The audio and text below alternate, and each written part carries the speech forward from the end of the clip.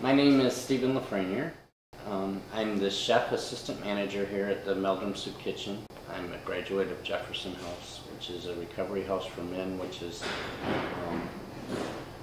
resourced by the Capuchins. I'm a recovering alcoholic and drug addict. I have been in recovery for 16 years this October.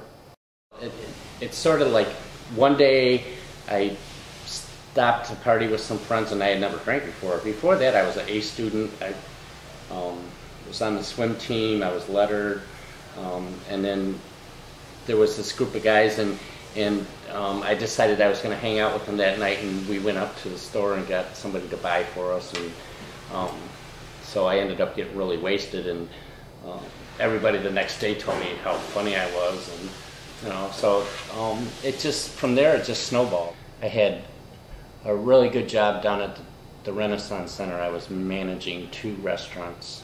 I would leave at lunch and I would go to the bar across the street and drink my lunch and then come back and then get off work at 3 o'clock and go over to the bar over, in the Renaissance Center and drink till 5, 6 o'clock and then take a cab home.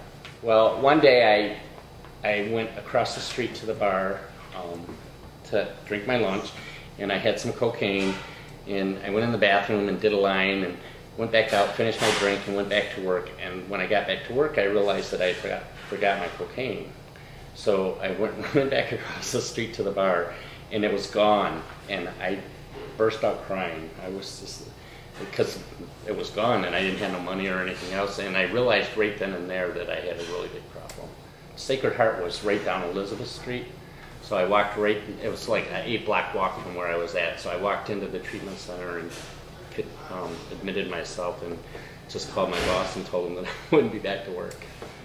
One day my dad came to pick me up my brother was in town from California, and I hadn't seen my brother in 7 years. And my dad came to pick me up for his family reunion party.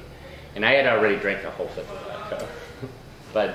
And this was like 11 o'clock in the afternoon. And my dad took one look at me and he said, "Not today, you're not going to embarrass me today." And he drove off and he left me standing on the curb. I called him the next day and I told him, that I would come live with them, I would dry out, and I would get into treatment, and they agreed to that, and they let me come live with them. One day, my stepmother came home and I was passed out on the couch, and my little brother was with her. And she said, "Oh, Steve's sick." And my brother said, "He's not sick, he's drunk. He's passed out." It was the next day I went into treatment. My dad drove me downtown to Mariners Inn, which is on Cass Corridor. It was the only treatment center that would take me.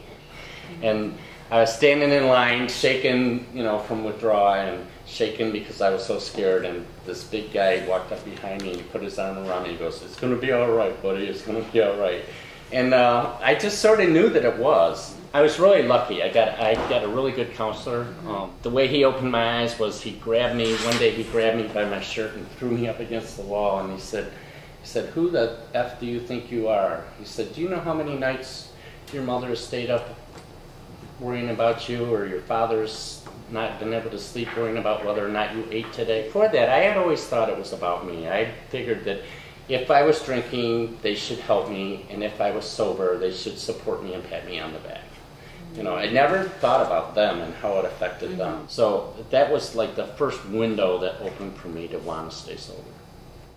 I was at a meeting one night, and one of the guys there was talking about Jefferson House.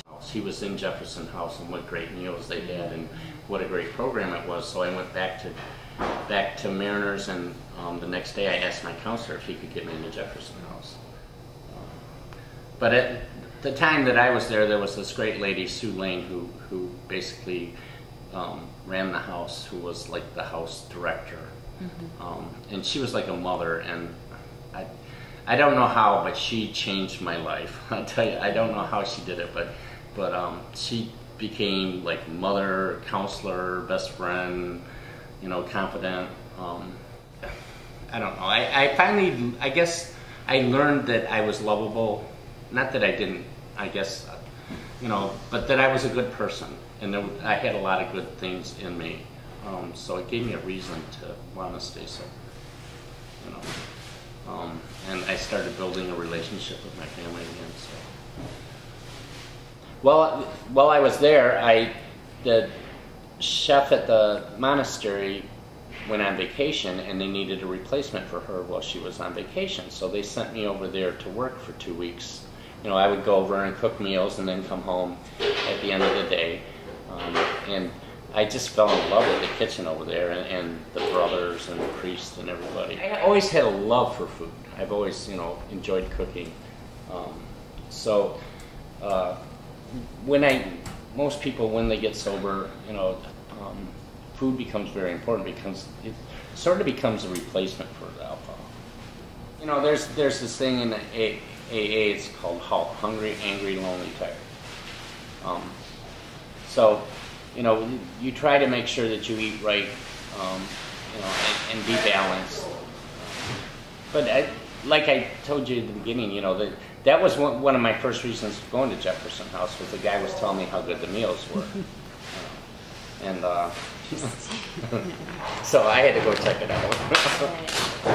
But, you know, and that's one of the reasons, for me, it's sort of the opposite side of the scope for me. That's one of the reasons that I fell in love with cooking, was being able to fix a good meal and give it to somebody and get the satisfaction of watching them enjoy it.